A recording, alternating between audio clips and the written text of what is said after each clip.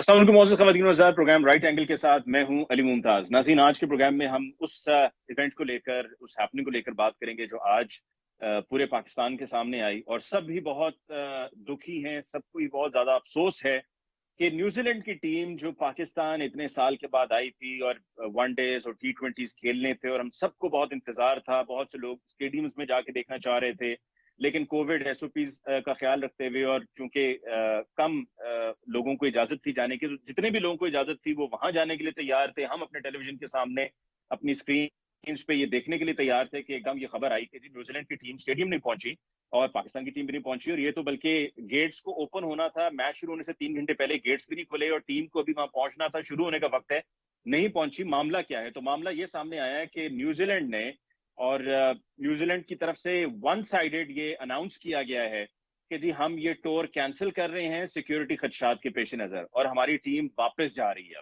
अब वापस जाने का एक तरफा फैसला, इधर हमने सिक्योरिटी के जो इंतजाम किए हुए थे वो फुल प्रूफ सिक्योरिटी थी। Prime minister of Pakistan Imran Khan साहब ने भी कहा कि फुल प्रूफ सिक्योरिटी के इंतजाम हैं। शेख रशीद अहमद साहब ने प्रेस कॉन्फ्रेंस करके कहा कि SSG और इसके अलावा दीगर जितने भी सिक्योरिटी इदारे हैं सब अपनी अपनी जगह पर मौजूद हैं और हमें ऐसा कोई थ्रेट भी नहीं मिला है और हमें बताया भी नहीं गया है और ये फैसला कर दिया गया। इस पर अब बात करने के लिए प्रोग्राम के आगाज में किसी तारुफ के मोहताज नहीं है, सब बहुत अच्छी तरह से जानते हैं, हम उनका एनालिसिस सुनते रहते हैं when it comes to cricket. Mirza Iqbal Baig साहब, आपको बहुत बहुत शुक्रिया कि आपने हमें वक्त दिया। सर, ये आज का दिन का वाकया, हम न्यूजीलैंड की टीम का इस्तकबाल करके मैचेस देखने को तैयार थे और ये एकतरफा फैसला, एक्सपेक्ट नहीं किया जा रहा था कि न्यूजीलैंड ऐसा ये फैसला करेगा और यहाँ पहुंच के करेगा। अगर आने से पहले फैसला होता तो चले समझ में आता, लेकिन आकर 5 दिन गुजार के स्टेडियम आ जाके सब कुछ देख के फिर कैंसिल, ये चक्कर क्या है? हुआ क्या सर? अली, मुझे तो इसमें कोई साजिश नजर आती है, क्योंकि आप देखें रिक डिगैसन जो सिक्योरिटी एक्सपर्ट थे वो आए, वो सिक्योरिटी के इंतजाम का जायजा लेकर गए और अचानक 4 दिन से तो न्यूजीलैंड की क्रिकेट टीम जो थी वो इस्लामाबाद में मौजूद थी, प्रैक्टिस करने जा रही थी, उस पर कोई सिक्योरिटी थ्रेट नहीं था। मुझे ये लग रहा है कि इसके पीछे कुछ और है, कोई साजिशी अनासिर मुलव्वस हैं जो नहीं चाहते कि पाकिस्तान में बैनुल अक़वामी क्रिकेट जो है वो पनते फूले फले। और मुझे तो लग रहा है कि इसमें, इस साजिश में अगर आप देखा जाए तो, क्योंकि न्यूजीलैंड क्रिकेट काउंसिल के से ताल्लुक रखने वाले ग्रेगरी जो बार्कले थे, ग्रेगरी बार्कले, वो भारत के शशांक मनोहर की जगह ICC के चेयरमैन बने लास्ट ईयर नवंबर में।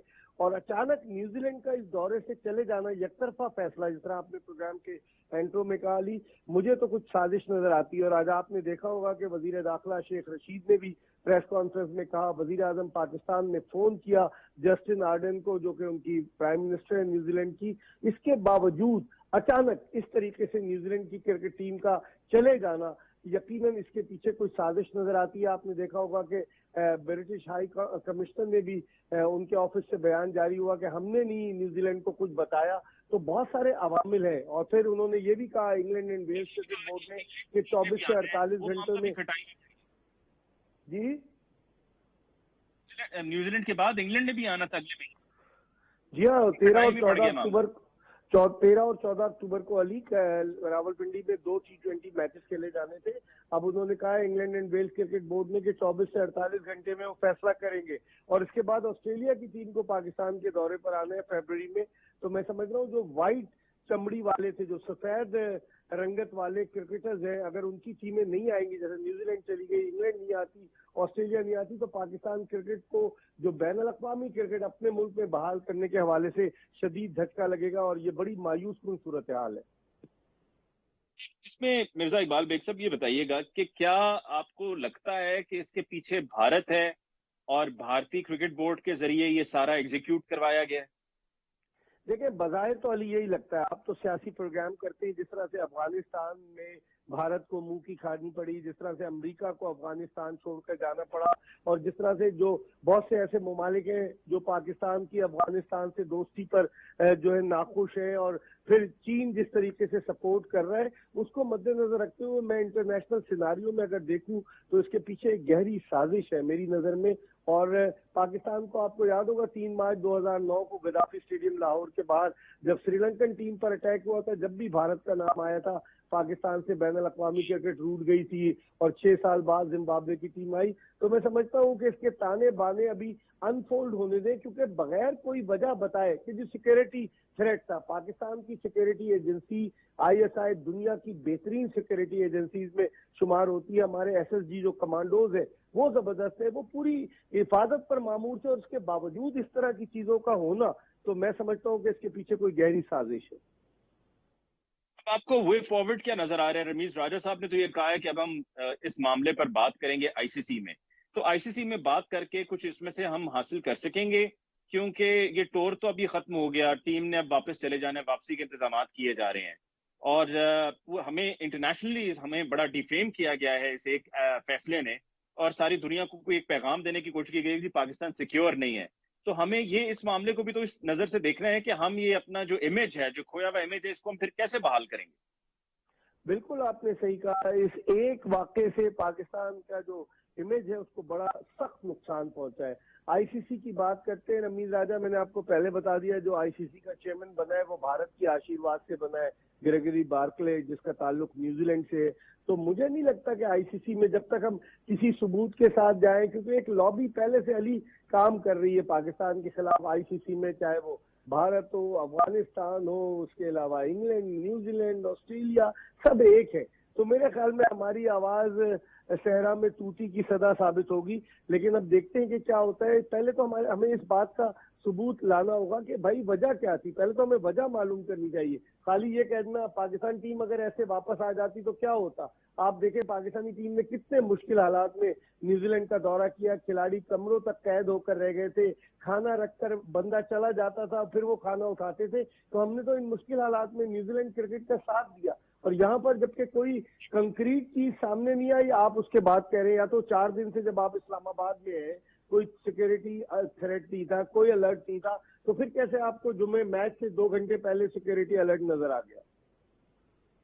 अच्छा, इस पे भी रोशनी डालिएगा। कुछ हलकों में ये भी डिस्कस हो रहा है और कहा जा रहा है कि जी पाकिस्तान को इस पे अब एक स्ट्रॉन्ग स्टांस लेना होगा, और वो स्ट्रॉन्ग स्टांस ये होगा कि जी हम अनाउंस कर दें कि हम अब से आइंदा फ्यूचर में न्यूजीलैंड के खिलाफ कहीं भी किसी भी मुकाबले में, किसी भी प्लेटफॉर्म में और किसी भी फॉर्मेट में हम नहीं खेलेंगे।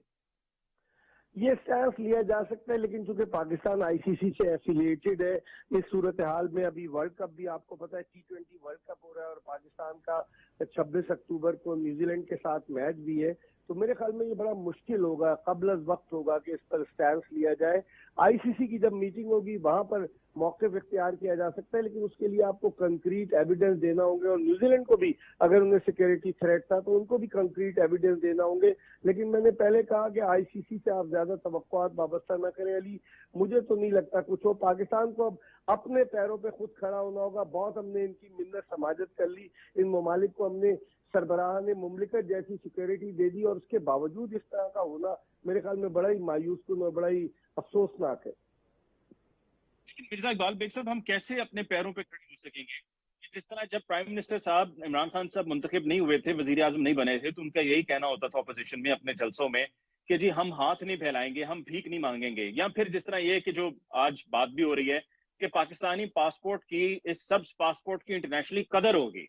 तो हम अगर ये होने के बाद भी जो एक तरफा फैसला, ना कोई इंफॉर्मेशन शेयरिंग, ना कोई और ऐसी बात, और बस फैसला सुना दिया और कैंसिल कर दिया, तो इसके बाद जब तक अगर हम आगे डट के खड़े नहीं हो जाएंगे और हम इनकार नहीं करेंगे कि हम इस चीज पर किसी भी सूरत में आपके साथ कोई कॉम्प्रोमाइज नहीं करेंगे, चाहे उसके लिए जो है वो क्रिकेट कॉम्प्रोमाइज ही क्यों ना हो, क्योंकि इससे हमारे पूरे मुल्क को जो है वो अपने नुकसान, हमारी एम्बैरेसमेंट हुई है, तो तब तक फिर हम कैसे खड़े होंगे अपने पैरों पे? आपने बिल्कुल सही कहा अली, हमें एक मजबूत स्टैंड लेना पड़ेगा, कड़वा घूंट देना पड़ेगा, वरना उसके बगैर गुजारा नहीं है। वरना इस तरह के तो आप देखें ना, इंग्लैंड कह रहा है कि अभी हम फैसला करेंगे। भाई आप कैसे, आपकी टीम को तो थ्रेट अलर्ट नहीं था, आप उसको जवाब बनाकर फैसला करेंगे। तो मेरे ख्याल में हमें यही करना पड़ेगा कि वो ममालिक जो हमसे क्रिकेट नहीं खेलना चाहते, कोई बहाना बनाकर जाना चाहते हैं, हम उनको ग्रीन सिग्नल देने के बजाय रेड सिग्नल दें, कि हम आइंदा भी उनके साथ भी खेलेंगे, हम एक वाज़ेह स्टांस लें और फिर उसके बाद हम देखते हैं कि क्या होता है, क्योंकि पाकिस्तान टीम कोई गई गुजरी टीम नहीं है, जिम्बाब्वे या अफगानिस्तान की टीम की तरह नहीं है। पाकिस्तान का क्रिकेट में अपना एक मकाम है, पाकिस्तान वर्ल्ड कप जीता है, वर्ल्ड कप T20 जीता है, चैंपियंस ट्रॉफी जीता है, हमारे पास टॉप के क्रिकेटर्स हैं। मेरे ख्याल में हम अगर इस पर एक मजबूत स्टैंड ले लें तो आइंदा आने वाले वक्त में दुनिया को हम ये बता सकते हैं कि हम आपके आगे सरेंडर नहीं करेंगे गलत बातों पर। तो इसके लिए हमें यकीनन आपकी बात से मैं 100% इत्तेफाक करता हूँ, हमें स्टैंड लेना पड़ेगा। और मिर्जा इकबाल बेग साहब, आखिर में बस सिर्फ मैं भी ये कहना चाहूंगा और फिर उसके बाद हमें ब्रेक भी अनाउंस करनी है और आपको शुक्रिया अदा करना है कि जब अभी अफगानिस्तान में तालिबान का टेक ओवर हुआ और 31 अगस्त तक वहां से इवैक्यूएशन होनी थी, जिसमें फौजी भी शामिल थे और मुख्तलिफ यूरोपीय ममालिक के शहरी भी शामिल थे, बरतानिया के भी थे, अमेरिका के भी थे और ममालिक के भी थे। तो तब पाकिस्तान भाग भाग के फौरन जहाज पकड़ पकड़ के आ रहे थे और तब हमारा मुल्क जो था और यही रावलपिंडी इस्लामाबाद आ रहे थे और मुख्तलिफ और शहरों में भी, तब बिल्कुल सेफ था। और अब जब ये मैचेस खेलने का टाइम आया है तो हमें डिक्लेयर कर दिया गया कि जी सिक्योरिटी के खदशात थे। तब सिक्योरिटी के खदशात नहीं थे, अब सिक्योरिटी के खदशात हैं।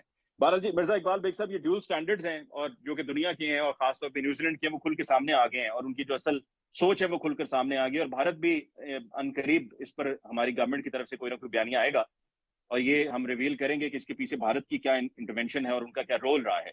आपको बहुत बहुत शुक्रिया। नाज़रीन, हमने क्रिकेट की बात की, वक्फा लेना है, वक्फे के बाद वापस लौट के आएंगे तो बात करेंगे कुछ सियासी मामलात की। पेट्रोल महंगा हो गया, गवर्नमेंट क्या कहती है, ऑपोजिशन का क्या स्टांस है, कौन सही है कौन गलत है, इस पर बात होगी वक्फे के बाद।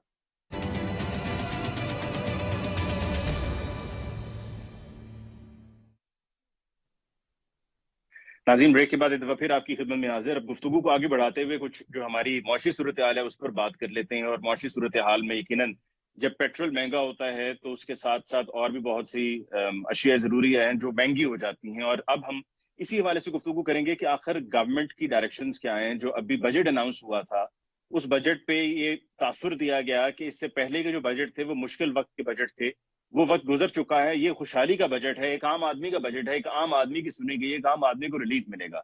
लेकिन जब पेट्रोल महंगा होगा तो फिर जाहिर सी बात है उससे कनेक्टेड बहुत सी और चीजें हैं जो महंगी हो जाएंगी।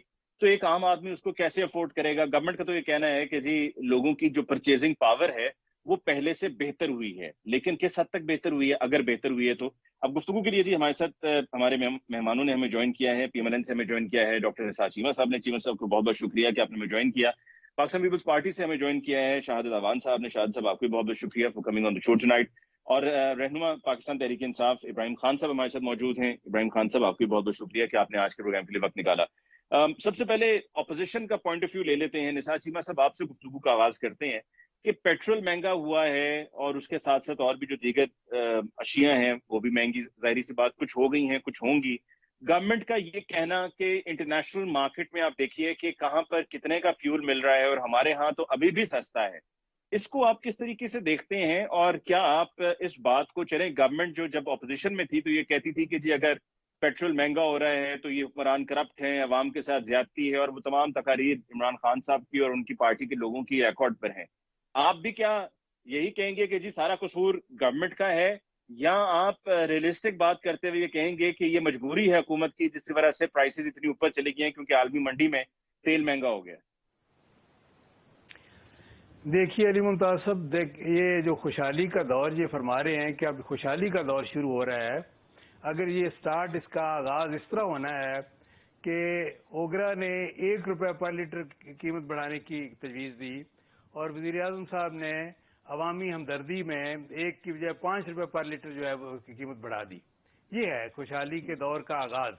अंदाजा फरमा लें, मैं उसको छोड़ दें जिसका आपने, जिसकी तरफ निशानदेही की, आपने इशारा किया कि जो मौजूदा वज़ीर आज़म साहब खुद फरमाया करते थे कंटेनर पे चढ़ के, पेट्रोल की कीमत बढ़ती है, बिजली की कीमत बढ़ती है, जब ये तो उसका मतलब क्या होता है, अवाम के ऊपर इतना ज्यादा बोझ पड़ता है और उसकी वजह ये होती है कि हुक्मरान करप्ट होते हैं। लेकिन उसको छोड़ दें, असल जो मजबूरी है इनकी, मजबूरी अली मुमताज साहब ये है कि ये असल में नालायक लोग हैं, बद इंसामी और नालायकी इनकी जो है वो मजबूरी है और इसकी सजा हम सब भुगत रहे हैं।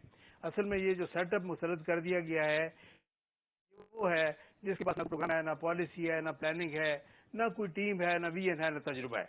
ये असल मसला इस मुल्क और बदकिस्मती ये है कि इस तरह के लोग देखें, ये कि देखें ये मुल्क जो है खिलाड़ियों और अनाड़ियों के हवाले कर दिया गया है। है और अनाड़ी हैं, तो इन अनाड़ियों ने अगर पेट्रोल महंगा किया है और जब आपके दौर में भी होता रहा, तो इसका मतलब है कि फिर आप भी नालायक थे, आप भी अनाड़ी थे जब आप महंगा करते थे। मुझे मुझे मुझे ये फरमा दें कि हमारे दौर में हर चीज की कीमत आप देख लें, पेट्रोल की देखें, आटे की देखें, चीनी की देखें। चीनी हमारे दौर में क्या, जब हमने इनको हैंडओवर की हुकूमत 55 रुपए पर किलो थी, आज डबल हो गई है। आटा हमारे दौर में जब हमने इनको हुकूमत हैंडओवर की 25 रुपए पर किलो था, आज 3 गुना हो गया है। आप भी जानते हैं, मैं भी जानता हूँ, आपका ताल्लुक भी काश्तकार घराने से है। हम सब जो है, हमारा ताल्लुक काश्तकार घराने से, ज़राअत से ताल्लुक है। हमारे दौर में डीएपी खाद जो थी वो 2100 रुपए पर बैग थी, आज उसकी कीमत तकरीबन 7000 रुपए पर बैग हो गई है। ये है हालत। तो इसको आप क्या कहेंगे?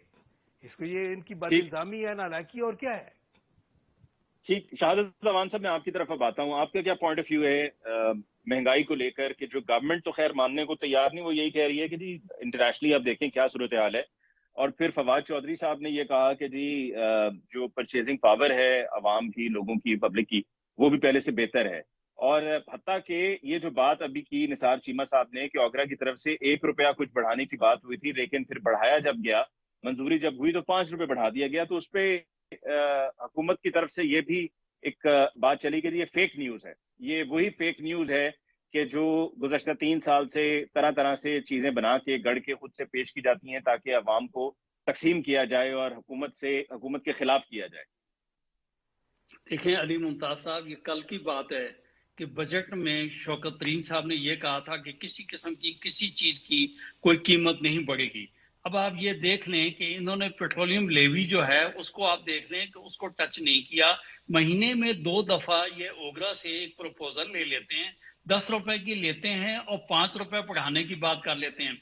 आपको मालूम है कि हमारे मुल्क में जो है बिजली भी जो है वो तेल से पैदा होती है, और अगर आप ये समझते हैं बिजली महंगी होगी तो मैं समझता हूँ कि कारोबार की जो कीमत है वो बढ़ेगी। आम आदमी, फिर जिस तरीके से चीमा साहब ने ये बात की कि ये खाली इससे ये नहीं है कि रोजाना की रोजमर्रा की अशिया जो है उनकी कीमतें बढ़ेंगी। जहां तक आप ज़राअत की बात करते हैं तो आप डीजल की भी बात करें, अगर डीजल बढ़ेगा तो जमींदार की कॉस्ट जो है वो उससे जमींदार की कॉस्ट बढ़ेगी, जिसका जो है बर्डन वो भी आम आदमी के ऊपर पड़ेगा। तो मैं ये कहता हूं कि ये गवर्नमेंट कतई तौर पे फेल हो चुकी है। जो इनके नारे थे, जो इनकी गरज पर थी, उससे ये पीछे जा चुके हैं। आवाम अब पिसती जा रही है। अब ये देख लेना कि लोग पनाह गांव में जो है वो तो गुजारा नहीं करेंगे, लंगर खानों में तो लोग गुजारा नहीं करेंगे। आम आदमी के लिए उसका जीना दोभर हो चुका है। आप जो जरूरियाती जिंदगी की अशिया हैं वो आम आदमी की रीच से वो बाहर जा रही हैं। तो मैं ये समझता हूं कि कहीं पे भी अगर किसी पेट्रोलियम की कीमतों का इजाफा होने का मकसद है इस मुल्क की महंगाई, आप खान साहब के क्लिप्स उठा के देख लें। पिछले अदवार में इनका कहना यही हुआ करता था कि एक वाहिद चीज है जो हर बीमारी का, हर मर्ज का जो है ना वो है कि अगर आप पेट्रोलियम को बढ़ाएंगे हर चीज के ऊपर इसका असर पड़ेगा। अगर मंडी तक किसी चीज को आपने लेके जाने होगा तो आपको पेट्रोल चाहिए, ट्रैक्टर चलाना होगा तो आपको पेट्रोल चलाइए, बिजली बनानी होगी तो आपको तेल चाहिए। आम आदमी की कन्वेंस के ऊपर अगर आप देख लें तो मैं ये समझता हूं कि ये मुल्क जो है इस वक्त अवाम के ऊपर ये बोझ है और ये गवर्नमेंट चलाने में नाकाम हो गए हैं। इनका कहना यह था कि पहले 3 साल मुश्किल के हैं, अब लोगों के लिए आसानियां करेंगे। तो मैं ये समझता हूँ ये आसानियां आपके सामने है कि आए दिन महीने में 2 दफा इन्होंने प्राइसेस बढ़ाई हैं। गवर्नमेंट की रिप्रेजेंटेशन करते हुए इब्राहिम खान साहब की तरफ चलते हैं, और बड़े हौसले से उन्होंने पहले चीमा साहब को भी सुना, आपको भी सुना। वो कि आपको तो मालूम ही है कि पार्लियामेंट के अंदर ऑपोजिशन अगर तनकीद कर रही हो तो गवर्नमेंट वहां पे भी बोलना शुरू कर देती है, वहां पे भी सुना नहीं जाता। लेकिन आज बड़े हौसले से इब्राहिम खान साहब ने सुना। इब्राहिम खान साहब, आपने सुन लिया निसार चीमा साहब की राय और शहादत साहब की राय, क्या कहेंगे अब? जी, मैं सिर्फ इतना कहूंगा कि ये रटी रटाई तकरीरें जो होती हैं ना जी, इनका कोई फायदा नहीं है। बात वो हो जो लॉजिक के साथ हो, रियलिटी बेस्ड हो, इकोनॉमिक एक्टिविटी के हवाले से ये इंफॉर्मेशन दे रहे हैं। अब आप ऐसे करें कि आज 17 सितंबर है, ठीक है ना जी, 2021।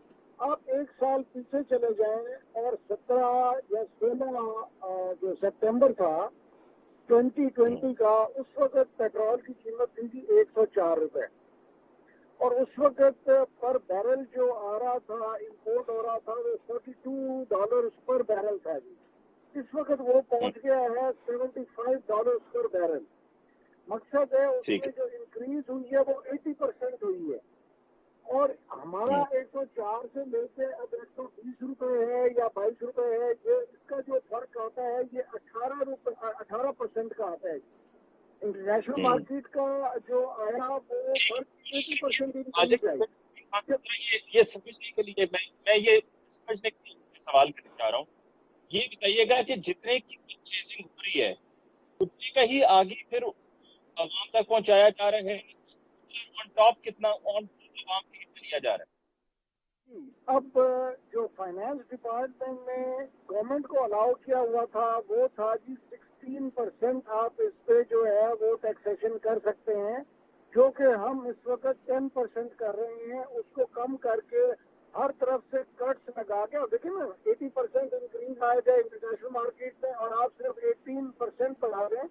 इस वक्त 245 रुपए लीटर है इंडिया में, जो है ये बांग्लादेश में 175 रुपए लीटर है, और हम अभी भी 120-22 रुपए में इसको दे रहे हैं। तो मकसद है कि इमरान खान साहब जो है, लेकिन ये इम्पोर्ट होने वाली चीज है, जो कि इम्पोर्ट होके आती है, हमारे हाथ बस का वो नहीं है कि तो पाकिस्तान में इसकी प्रोडक्शन हो रही है और हम इसको जो है वो महंगा या सस्ता कर सकते हैं। ये टोटल इम्पोर्टेड गुड्स है और जितने इम्पोर्टेड गुड्स है उनके लिए आपको इंटरनेशनल मार्केट के मुताबिक चलना पड़ता है।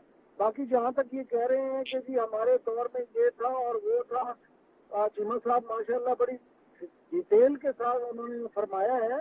मैं इनको बताना चाह रहा हूँ, जब ये 55 रुपए केजी चीनी दे रहे थे तो जिम्मेदार को 90 रुपए मिल रहे थे, 180 रुपए गवर्नमेंट का रेट था, और ये कांटे मिलें लगा के 90 रुपए औसत पड़ती थी जब बेचारे किसान के पास आता था। इसमें अब किसान जो है जी वो 300 रुपए मन गन्ना जो है वो बेच रहा है और उसको उसकी पूरी कीमत मिल रही है। इनके अखबार में गंदम जो थी, लोग बेचारे ट्रालियों के नीचे दोपहर के वक्त मई के महीने में ट्रालियों के नीचे सोए होते थे, लाइनें लगी होती थी वो गंदम बेचने के लिए। अब उनकी गंदम वहीं से उठा ली जाती है और 1800 रुपए उनके कीमत हमने यहाँ पे अदा की है। आपका यही मैं आपका पॉइंट ऑफ व्यू आगे पहुंचाऊं वक्फे के बाद बाकी रिस्पेक्टेबल गेस्ट तक कि जी आपका ये कहना है कि इंटरनेशनल मार्केट में चूंकि प्राइसेस ऊपर चली गई हैं तो इसलिए हमारे पास मजबूरी थी, और जो 16% टैक्सेशन है वो हम 16% नहीं, हम तो बल्कि उस पर भी 16 के बजाय 10% ले रहे हैं। तो हम जितना कॉम्पनसेट कर सकते हैं और आवाम को रिलीफ दे सकते हैं आप देने की कोशिश करें, इससे ज्यादा मुमकिन नहीं है, वरना दे देते। यही बात है ना सर? ठीक है sir, we take a break और बाकी दीगर मेहमानों से ये भी डिस्कस करेंगे, प्लस कुछ नून लीग के जो अंदरूनी मामलात हैं उस पर भी डिस्कस करेंगे, और खासतौर पे निसार चीमा साहब से पूछेंगे कि अंदर क्या मामला चल रहे हैं। लगता है कि दो मुख्तलिफ ग्रुप्स हैं, एक ग्रुप है जो कि शहबाज शरीफ साहब के साथ है और एक ग्रुप है जो नवाज शरीफ साहब के साथ है। और जो नवाज शरीफ साहब के साथ है वो मरीम नवाज साहिबा के हवाले से ट्वीट्स भी किए जा रहा है और उनको खुश किया जा रहा है ट्वीट्स करके, और लिख रहे हैं कि जी इंशाल्लाह वजीर आजम मरीम नवाज साहिबा। सो यहाँ से ये तासुर जाता है जो कि बड़ा क्लियर नजर आ रहा है कि मरीम नवाज साहिबा के इरादे हैं कि वही वजीर आजम हो जब अगर कभी मौका मिले। इस पर बात होगी एक ब्रेक के बाद।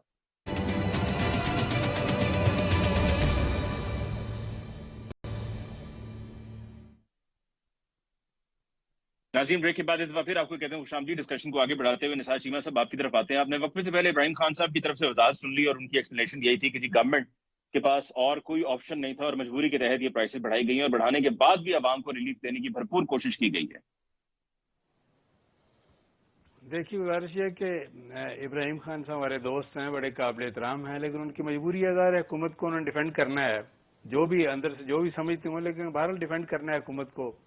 देखिए, गुजारिश ये है कि वो बकौल उनके, ये तो अभी ये हुकूमत की मेहरबानी है कि उन्होंने इतना ज्यादा बढ़ाया नहीं है इंटरनेशनल मार्केट को देखते हुए, तो ये पिछले साल की निस्बत तो 80% ज्यादा कीमतें हो गई हैं, तो ये तो बड़ी मेहरबानी है आवाम के ऊपर। अगर ये मेहरबानी है तो मैं उनसे पूछता हूँ कि जुल्म क्या होता है। देखिए, गुजारिश ये है कि अगर ये स्टार्ट ये है कि यानी जिस तरह मैंने गुजारिश की थी कि ओगरा ने 1 रुपए पर लीटर की रिकमेंडेशन दी, इन्होंने 5 रुपए बढ़ा दी, ये अगर स्टार्ट है तो ये है कि एंड कहाँ पे पहुंचेगा, और ये है कि इनका इंतहा कहाँ पे जाएगी और क्या आवाम के साथ ये सलूक करने जा रहे हैं। देखें, अब ये हम तो कानों को हाथ लगा सकते हैं, अल्लाह से दुआ कर सकते हैं कि सजाद से कौम को निजात दिलाएं। बात यह है कि मैं फिर ये कहूँगा कि IMF के पास हम गए, उनकी शराइत ये है कि आपके सामने हमारे दौर में, लेकिन हमने उसका ट्रिकल डाउन इफेक्ट अवाम पे नहीं होने दिया। देखिए अवाम को वो जो उस महंगाई का सामना नहीं करना पड़ा, IMF के पास जाने के बावजूद, IMF की तमाम तर शराइत के बावजूद हमने अवाम को यह है कि प्रोटेक्ट किया, उनको तहफ़्फ़ुज़ फराहम किया, और उनको यह है कि जो कीमतें हमारे दौर में स्टेबल थी, आपको पता है बिल्कुल, ये हर चीज़ की, अशाए खुर्दनोश की कीमतें हों, बिजली की कीमतें हों, गैस की हों, पेट्रोल की हों, हर चीज़ स्टेबल थी। आप हुकूमत को क्या तजवीज़ करेंगे कि पेट्रोल जहां पर आलमी मंडी में महंगा हुआ है और वहां पर आवाम को रिलीफ दिया गया बकौल गवर्नमेंट के, तो इसको मजीद किस तरीके से कम किया जा सकता है ताकि हम कुछ सजेशन दें? हम अली मुमताज साहब, हम हुकूमत को ये तजवीज़ करेंगे कि मौजूदा वज़ीर आज़म साहब अपनी काबीना समेत मोहतरम इमरान खान साहब की वो तकरीरें सुने जो उन्होंने कंटेनर पे चढ़ के की थी, वो सुबह दोपहर शाम पूरी काबीना सुने, तो मेरा ख्याल ये है कि काफ़ी चीज़ें क्लियर हो जाएंगी जी।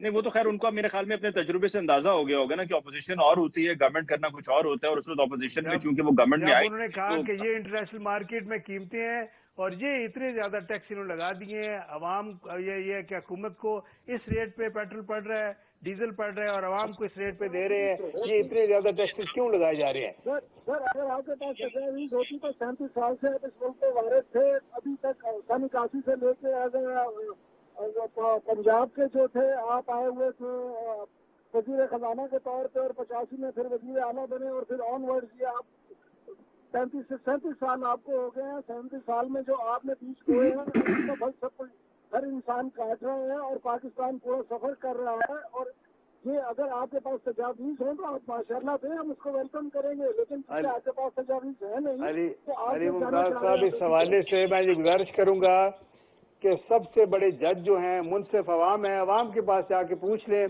कि मुस्लिम लीग नून का दौर जो है उसको किन अल्फाज से याद करते हैं, और आज के हुक्मरान नेशनल एक मसला है ना, इसको सियासत की नजर करने की बजाय इसका हल निकालना चाहिए। इसका हल क्या है चीमा साहब? के लिए अवाम इस्तेमाल कर रहे हैं जी।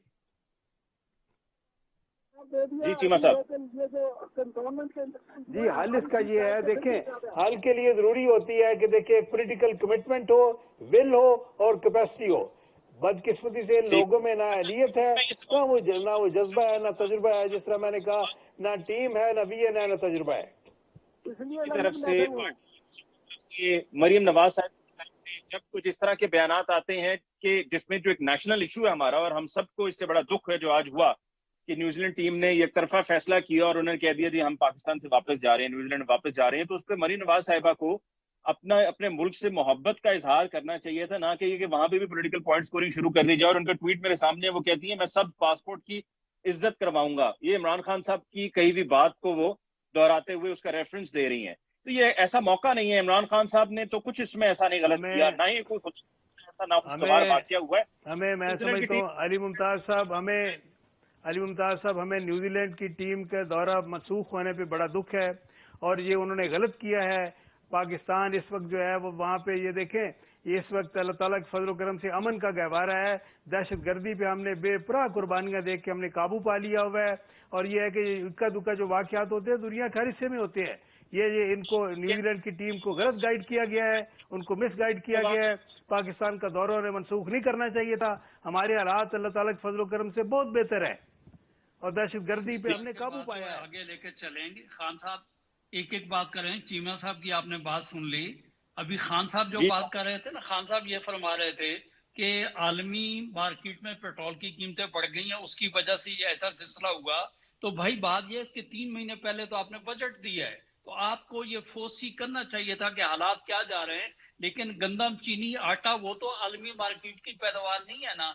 यहाँ आप कहते हैं कि हमारी गंदम जो है इस किस्म की हो चुकी है, चीनी हमारी इतनी हो चुकी है, उसके बावजूद आप अफोर्ड कर रहे हैं। हमारी बातें घिसी पिटी जरूर हैं, लेकिन बात यह कि खान साहब ये भी तो देखें कि इनकी क्यादत कल क्या कहती थी, आज क्या कहती है। वो कहती हैं कि अगर अवाम में महंगाई है तो मतलब यह है कि उनका जो लीडर है वो नाअहल है। एक बात तो ये रहेगी। बाकी पाकिस्तान के जो सूरत हाल है, अवाम के साथ जो कुछ हो रहा है वो तो आप देख रहे हैं। ये मेरा कहना नहीं है, ये आप देख रहे हैं मीडिया क्या चला रहा है, अखबार क्या चला रहे हैं, अवाम क्या चला रहे हैं, खुदकशियों की तादाद कितनी होगी। बाकी जो न्यूजीलैंड टीम की बात कर रहे हैं, तो मैं आपको ये गुजारिश, खान साहब सुन लें, अब आपने घबराना शुरू कर लिया है ना इसका मतलब यह है कि वाकई आप भी समझते हैं कि अब हवालात ऐसे हैं, यही वजह है कि आप इंटरप्ट कर रहे हैं। मेरी एक गुजारिश सुने, पाकिस्तान में आप देखें कि बलूचिस्तान में कितने टेररिज्म के जो है कितने वाकयात हो चुके हैं पिछले साल में, इस साल में देख लें पाकिस्तान में कितने टेररिज्म के कितने वाकयात हो चुके हैं।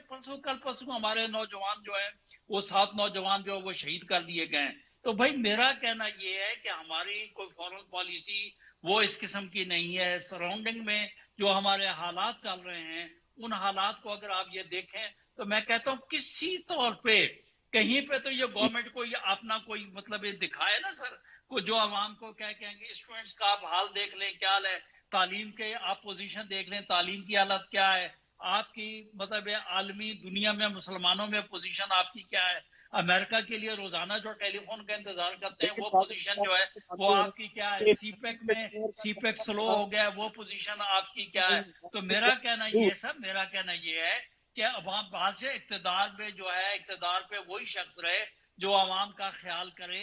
इसलिए मैं ये कहता हूं कि अब ये हुकूमत बिल्कुल इंतहाई तौर पे नाकाम हो चुकी है, इसके अंदर भी जो है टूट फूट जो है उसका वो शिकार हो चुकी है। तो मेरा कहना यह है कि इत्तेहादियों के लिए भी वक्त आ चुका है कि वो भी सोचें कि इस वक्त जो है इस मुल्क के अवाम के साथ हमने क्या करना है, हमने क्या करना है। ये क्या कह रहे थे अली मुमताज साहब, आप कुछ कह रहे हैं? जी जी, मैं कह रहा हूँ कि इब्राहिम खान साहब को मैं चाह रहा हूँ कि क्लोजिंग में अपना वो क्लोजिंग कमेंट दे दें। जी सिर्फ इतना बताना चाह रहा हूँ कि रेमंड डेविस को प्रोविंशियल गवर्नमेंट थी नवाज शरीफ की, वो लेके और ये फेडरल गवर्नमेंट वाले खुद उनको जहाज पे छोड़ के आए थे। और ये वो लोग जो अमेरिका को कहते थे कि ड्रोन हमले करो, हम यहाँ से बदतमीज कर क्या करेंगे, आज ये हमें फॉरेन पॉलिसी समझा रहे हैं।